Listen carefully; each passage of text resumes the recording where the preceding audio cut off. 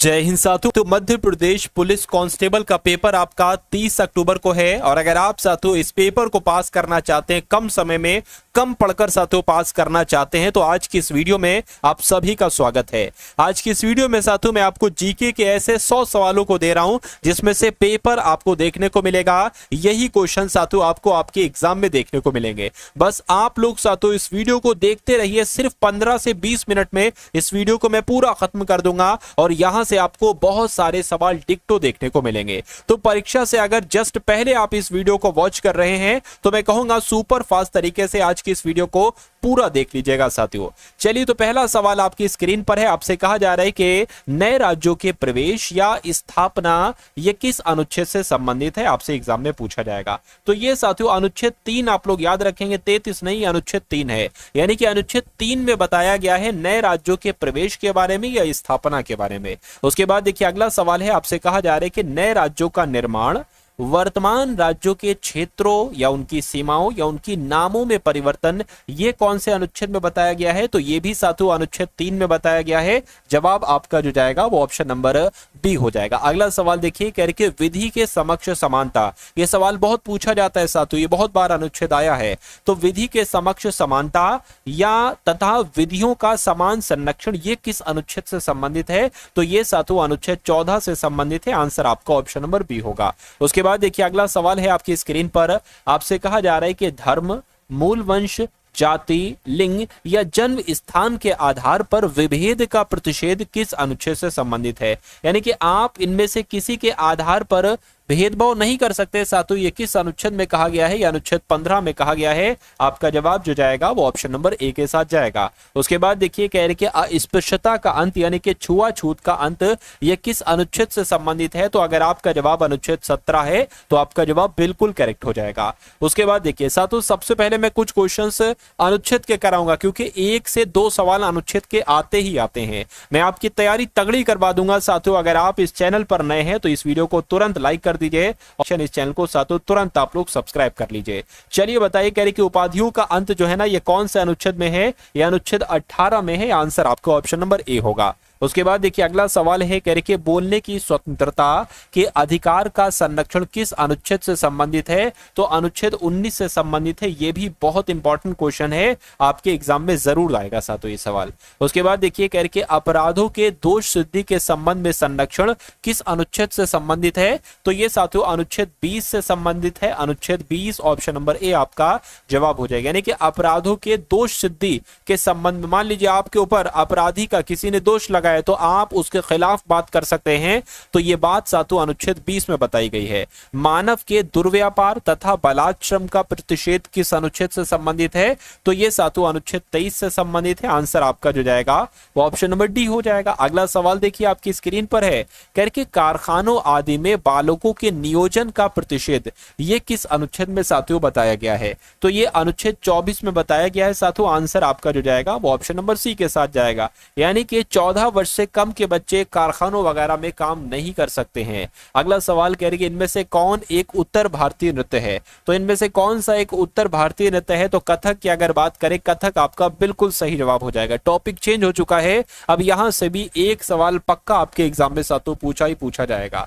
चलिए कह रही कि कचिपुड़ी किस राज्य की नृत्य शैली है, तो ये तो आंध्र प्रदेश में किया जाता है साथियों। कचिपुड़ी आंध्र प्रदेश का नृत्य है। अगला देखिए कह रही कि मोहिनी अट्टम नृत्य रूप से है ना विकास निम्नलिखित में से किस राज्य में हुआ, यानी कि मोहिनी अट्टम कहां पर किया जाता है। मैं कह सकता हूं अगर किसी नृत्य के अंत में अट्टम आ रहा है और पूछा जा रहा है साथियों कि ये कहां पर किया जाता है, तो ये वो साथियों नृत्य केरल में किया जाता है। अट्टम वाले नृत्य जो है ना वो केरल में ही किए जाते हैं।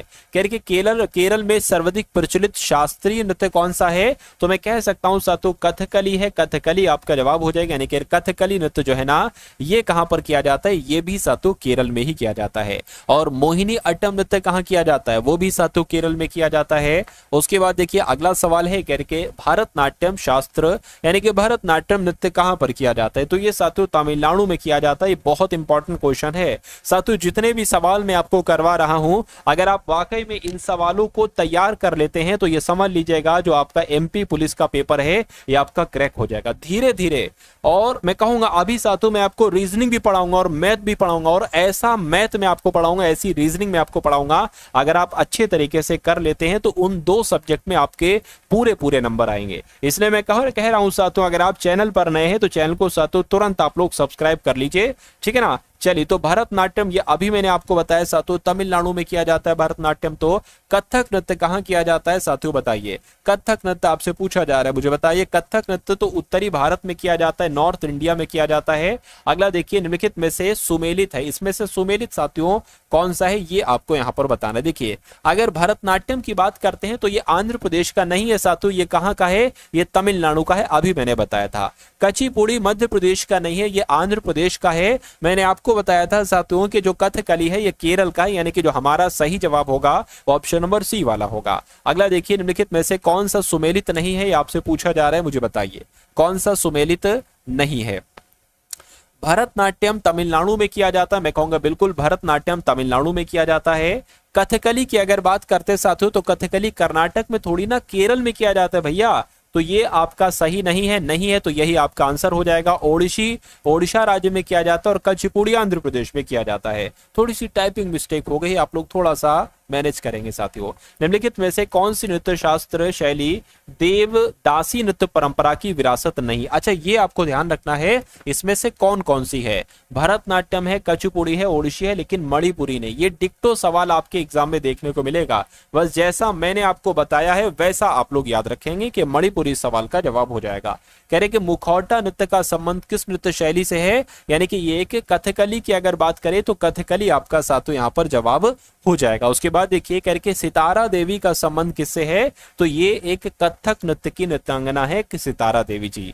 अगला सवाल देखिए कह रहे कि यामिनी कृष्णमूर्ति का संबंध किस शास्त्रीय नृत्य से है, तो ये साथियों एक तरीके से बात करें भरतनाट्यम नृत्य से संबंधित है। आंसर आपका ऑप्शन नंबर ए होगा। उसके बाद देखिए कह रहे कि लीला सैमसन का संबंध किस शास्त्रीय नृत्य से है, तो इनका संबंध साथियों भरतनाट्यम से है। भरतनाट्यम आपके सवाल का बिल्कुल सही जवाब हो जाएगा। उसके बाद देखिए कह रहे कि प्रेमवंदना मोहंती का संबंध किस शास्त्रीय नृत्य से है, तो इनका संबंध की अगर बात करते हैं साथियों इनका संबंध ओडिसी से है। ओडिसी आपके इस सवाल का बिल्कुल सही जवाब है, बस तैयार करते रहिए। और मैं कहूंगा अगर आप इस वीडियो को देख रहे हैं और इन सवालों को सुन रहे हैं तो ये आपके सवाल आपके मनोमस्तिष्क में खुद ब खुद स्टोर होते जा रहे हैं। बस आपको पूरे कंसंट्रेशन के साथ पूरे ध्यान पूर्वक इस क्लास को इन सवालों को साथियों देखते रहना है। चलिए कहने के मृणालिनी साराभाई का संबंध किस नृत्य शैली से है, तो इनका संबंध तो साथियों भरतनाट्यम से। आंसर आपका ए होगा। अब ये समझ लीजिए इतनी देर में आपके 3 से 4 क्वेश्चन आपको देखने को मिलेंगे आपके एग्जाम में, और अभी तो मैं पूरे के पूरे 100 क्वेश्चन साथियों कराऊंगा। वहां से तो कई सारे क्वेश्चन आपके रियल एग्जाम में बन जाएंगे, है ना। चलिए कह रहे कि इंद्राणी रहमान का संबंध किस शास्त्रीय नृत्य से है, तो इनका संबंध साथियों ओडिसी से है। ओडिसी आपका आंसर हो जाएगा। उसके बाद देखिए कह रहे कि बिरजू महाराज किस क्षेत्र के सुविख्यात कलाकार हैं, तो अगर बात करते हैं साथियों कहां के हैं, ये कथक नृत्य से संबंधित है। कथक नृत्य से संबंधित हैं बिरजू महाराज जी। अगला देखिए शोभना नारायण किस शास्त्रीय नृत्य से संबंधित हैं, तो शोभना नारायण की अगर बात करते हैं साथियों ये कथक से संबंधित हैं। कथक आपका सही जवाब है। उसके बाद देखिए ये क्या लिखा हुआ है साथियों, Ragini Devi is associated with the which classical dance from, तो ये साथियों मोहिनी अट्टम से संबंधित है ना, मोहिनी अट्टम से संबंधित है रागिनी देवी जी। उसके बाद देखिए पद्मा सुब्रमण्यम किस शास्त्रीय नृत्य शैली से संबंधित हैं, तो इनकी अगर बात करते हैं साथियों ये भरतनाट्यम से संबंधित है। भरतनाट्यम आपका जवाब है। उसके बाद देखिए कह रहे कि जो रंगोली है ये भारत के किस क्षेत्र की प्रमुख कला शैली है, तो ये कहाँ की कला शैली है, यह महाराष्ट्र राज्य की कला शैली है। आंसर आपका जो जाएगा वो ऑप्शन नंबर डी हो जाएगा, है ना। अगला सवाल देखिए कह रहे कि अल्पना भारत के किस क्षेत्र की प्रमुख लोक कला शैली। अल्पना की अगर बात करते हैं ये साथियों पश्चिम बंगाल की है, पश्चिम बंगाल की कला है। आंसर आपका डी होगा। उसके बाद देखिए मंडाना लोक कला शैली का संबंध किस भारतीय राज्य से है, तो ये साथियों राजस्थान की है मंडाना लोक कला शैली। आंसर आपका जो जाना चाहिए वो ऑप्शन नंबर ए हो जाएगा। अर्पण लोक कला शैली का संबंध किस भारतीय राज्य से है, तो ये साथियों बिहार की लोक कला शैली है। बिहार आपके सवाल का बिल्कुल करेक्ट आंसर। साथियों आपके पास समय कम है इसलिए मैं आपको बहुत तेजी के साथ इन सवालों को साथियों दे रहा हूं। इन सवालों को आप लोग तैयार करते रहिए, हो सकता हो ये दोबारा आपको क्लास या वीडियो या क्वेश्चंस आपको देखने को ना मिले। चौक पूर्णा भारत की किस क्षेत्र की लोक कला है? तो चौक पूर्णा की अगर बात करते हैं साथियों, ये उत्तर प्रदेश की लोक कला है। आंसर आपका ए होगा। अगला देखिए, पुष्पों को क्रम से लगाने की जापानी कला को क्या कहा जाता है? तो इसको इकेबाना कहा जाता है। ये बहुत इंपॉर्टेंट क्वेश्चन है साथियों। इसको क्या कहा जाता है? इसको इकेबाना कहा जाता है, पुष्पों को क्रम से लगाने की जापानी कला को। उसके बाद देखिए, इकेबाना जापानी कला क्या है? अभी मैंने आपको बताया, फूलों की व्यवस्था आधुनिक चित्रकला नहीं, पाद प्रश्न नहीं साथियों। फॉलोवर एक तरीके से बात करें, फूलों की व्यवस्था को कहा जाता है इकेबाना, और ये जापानी कला है। अगला देखिए, कलमकारी लोक कला शैली का संबंध किस राज्य से है? तो इसका संबंध साथियों आंध्र प्रदेश से है। आंध्र प्रदेश आपका बिल्कुल सही जवाब है। अगला देखिए, फुलकारी लोक कला कहां प्रचलित है? तो ये साथियों हरियाणा में प्रचलित है। हरियाणा आपका जवाब हो जाएगा। और गरबा लोक नृत्य कला कहां की शैली है साथियों? तो गरबा लोक कला की अगर बात करते, गरबा गा से गुजरात, गा से गरबा, तो ये लोक नृत्य कहां का होगा साथियों? ये गुजरात का लोक नृत्य होगा। आंसर आपका भी होगा। हिंदुस्तानी संगीत का सबसे पुराना घराना आपसे पूछा जा रहा है, तो ये बहुत इंपॉर्टेंट क्वेश्चन है साथियों। ग्वालियर घराना जो है ना, ये हिंदुस्तानी संगीत का सबसे पुराना घराना है। हिंदुस्तानी संगीत की अगर हम बात करें, इसका घराना नहीं, कौन सा घराना नहीं है साथियों हिंदुस्तानी संगीत का? तो मैं कह सकता हूं साथियों, हिंदुस्तानी संगीत का घराना नहीं है, ग्वालियर घराना नहीं है। ग्वालियर घराना आपका जो होगा वो बिल्कुल सही जवाब हो जाएगा। अगला सवाल देखिए, कह रहे कि ध्रुपद गायकी के लिए प्रसिद्ध घराना कौन सा है?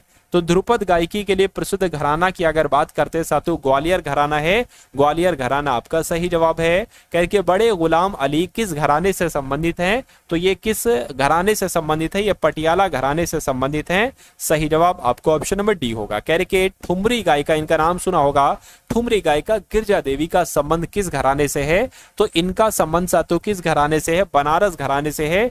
ये भी साथियों बहुत इंपॉर्टेंट क्वेश्चन है कि सुप्रसिद्ध ठुमरी गायिका गिरजा देवी का संबंध बनारस घराने से है। पंडित भीमसेन जोशी हैं। पंडित भीमसेन जोशी साथियों पता कौन है? ये पंडित भीमसेन जोशी हिंदुस्तानी गायक हैं। आंसर आपका जो जाएगा वो ऑप्शन नंबर सी हो जाएगा। अगला सवाल देखिए, गायक की ध्रुपद शैली का आरंभ किसने किया था? तो साथियों स्वामी हरिदास जी के द्वारा ही गायक की ध्रुपद शैली का आरंभ किया गया था। आंसर आपका बी होगा। अगला देखिए, वर्तमान समय में हिंदुस्तानी संगीत की सर्वाधिक लोकप्रिय गायन शैली है, तो कौन सी है साथियों? आपसे ये पूछी जा रही है। मैं कह सकता हूं साथियों ख्याल गायकी है। ख्याल गायकी आपके सवाल का बिल्कुल सही जवाब है।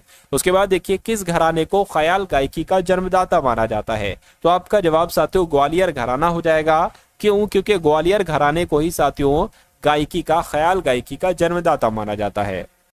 उसके बाद देखिए, अगला सवाल कह रहे कि सबसे प्राचीन वाद्य यंत्र कौन सा? तो ये सवाल आपसे पूछा जा सकता है। अगर पूछा जाए तो आपको वीणा बता देना। वीणा जो है ना, ये सबसे पुराना, सबसे प्राचीन वाद्य यंत्र है। अगला सवाल, निम्नलिखित में से कौन अन्य समूहों मेल नहीं खाता है? कौन अन्य समूहों से मेल नहीं खाता है? वायलिन, सरोद, गिटार या हारमोनियम? तो मैं कहूंगा साथियों हारमोनियम जो है ना, ये अलग है, और ये साथियों ये अलग हो जाएगी, यानी कि सबसे अलग की बात करते हैं तो हारमोनियम आपका जवाब होगा। निम्नलिखित में से कौन सा वाद्य यंत्र बिना तार का है? तो बिना तार की अगर बात करें, गिटार तो तार का है, सितार भी है, ट्रम्पेट जो है ना, ट्रम्पेट ये साथियों एक तरीके से बात करें बिना तार का वाद्य यंत्र है। निम्नलिखित में से कौन सा सुशिर वाद्य यंत्र है?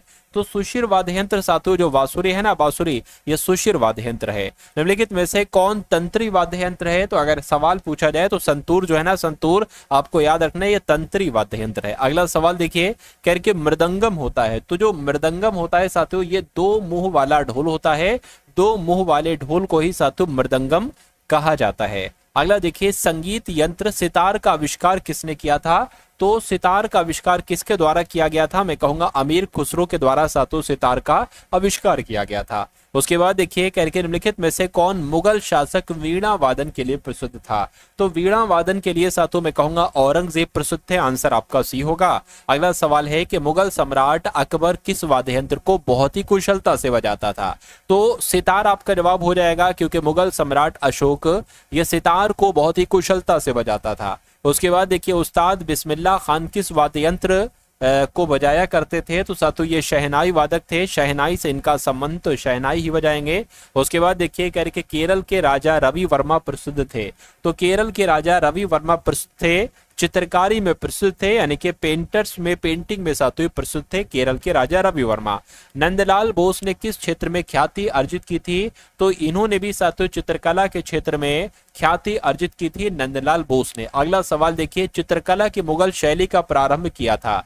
तो मैं कह सकता हूं साथियों हुमायूं के द्वारा ही चित्रकला की मुगल शैली का प्रारंभ किया गया था। उस्ताद मंसूर खां किस मुगल शासक के शासन काल के प्रसिद्ध चित्रकार थे? तो आपको ध्यान रखना है साथियों, जहांगीर आपका जवाब हो जाएगा। यानी कि उस्ताद मंसूर खां जो जहांगीर थे ना, इनके ही साथियों शासन काल के एक प्रसिद्ध चित्रकार थे। मुगल कालीन शासकों में किस शासक का काल को चित्रकारी का स्वर्ण काल कहा जाता है? बहुत इंपॉर्टेंट क्वेश्चन देखने को मिलेगा। तो मैं कह सकता हूं जहांगीर आपका जवाब हो जाएगा, यानी कि इनके ही काल को चित्रकारी का स्वर्ण काल कहा जाता था। कह रहे कि किस मुगल शासक को चित्रकला का महान पारखी कहा जाता था? बताइए। तो अगर बात करते हैं साथियों, आपका जवाब यहाँ पर साथियों क्या हो सकता है? आप लोग याद रखेंगे कि किस मुगल शासक को चित्रकला का महान पारखी कहा जाता था? तो महान पारखी जहांगीर को ही कहा जाता था। उसके बाद देखिए, मुगल शैली के विश्व प्रसिद्ध चित्र बैलगाड़ी का चित्रण किसने किया था? तो पता साथियों किसने किया था? अबुल हसन ने किया था। अबुल हसन आपके सवाल का जो होगा वो बिल्कुल सही जवाब हो जाएगा।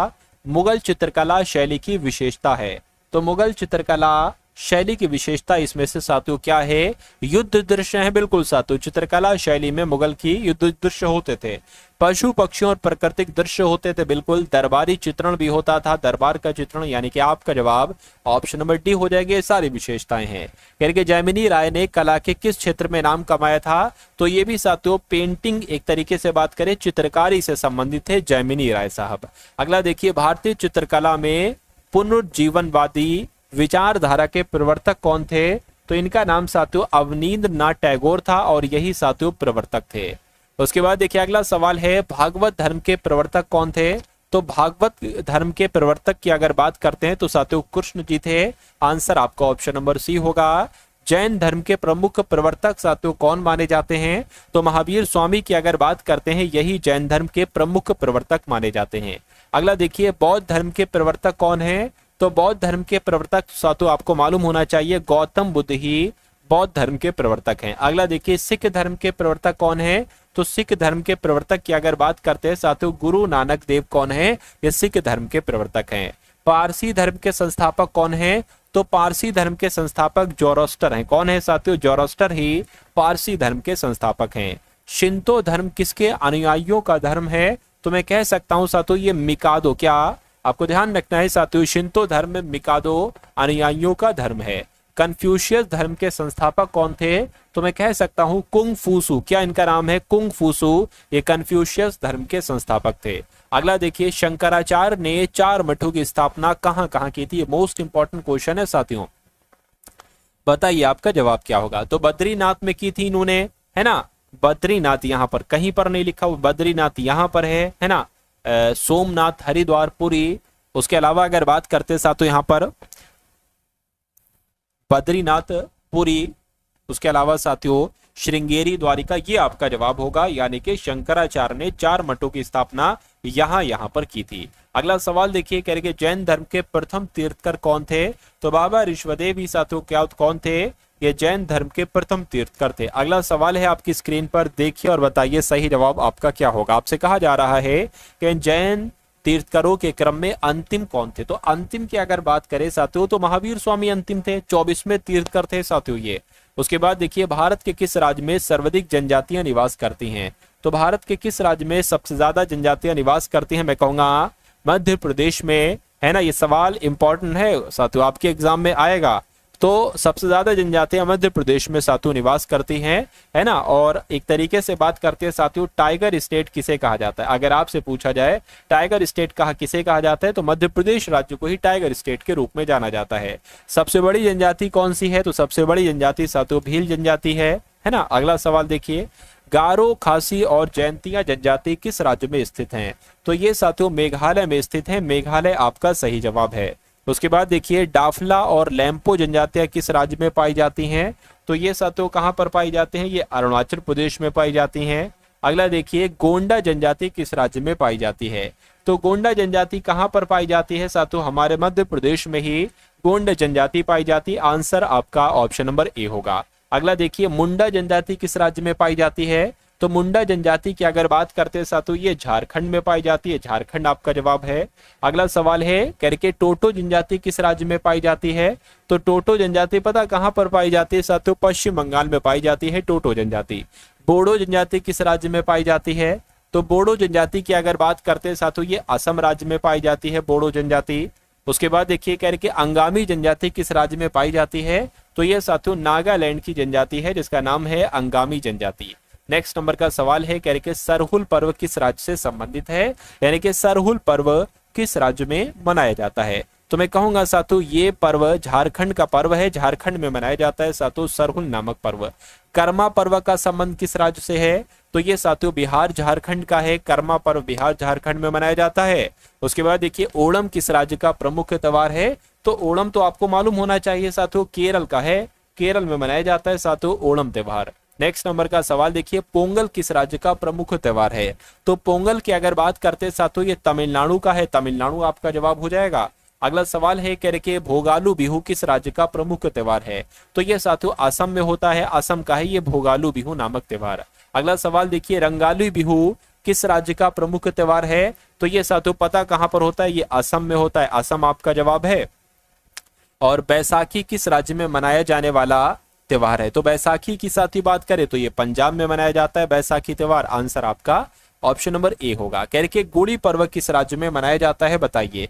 तो ये साथियों महाराष्ट्र में मनाया जाता है, महाराष्ट्र आपका बिल्कुल सही जवाब हो जाएगा। अगला देखिए कह रहे कि विषु पर्व भारत में अधिकतर कहां मनाया जाता है? तो ये साथियों केरल में मनाया जाता है, केरल आपका जो होगा वो बिल्कुल करेक्ट आंसर हो जाएगा। नेक्स्ट नंबर का सवाल आपकी स्क्रीन पर है, आपसे पूछा जा रहा है कि उगादी पर्व किस राज्य में मनाया जाता है? तो उगादी पर्व की अगर हम बात करें साथियों कर्नाटक में मनाया जाता है, कर्नाटक आपका बिल्कुल करेक्ट आंसर हो जाएगा।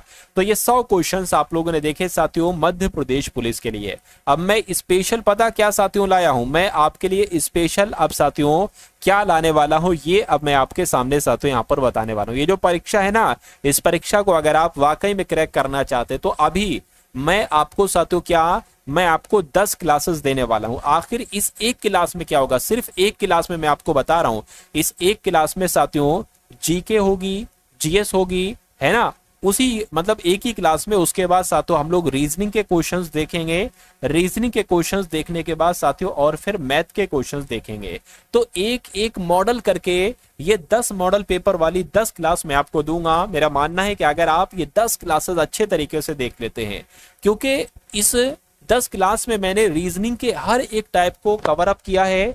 जो भी एमपी पुलिस में सवाल पूछे जाते हैं, जिस लेवल के मैथ के सवाल पूछे जाते हैं, वो हर एक टाइप का क्वेश्चन मैं कंप्लीट करूंगा साथियों मैथ का। और जीके के भी लगभग सारे क्वेश्चन हम लोग देखेंगे, सारे क्वेश्चंस तो नहीं, अगर आपके 70-75% क्वेश्चन फंस जाते हैं तो आपका वो स्कोर बहुत अच्छा माना जाएगा। लेकिन आपको रीजनिंग और मैथ में सारे के सारे क्वेश्चन सही करना है। एक आध क्वेश्चन गलत हो जाए वो अलग की बात है, वो तो माफी है साथियों, कोई बात नहीं, लेकिन आपको इसमें पूरे कोशिश ही करना है। तो मैं आपको साथियों ये 10 क्लास डेली, एक आध क्लास रोजाना दूंगा। तो अगर आप चैनल पर नए हैं साथियों, इस चैनल को आप लोग सब्सक्राइब कर लीजिए।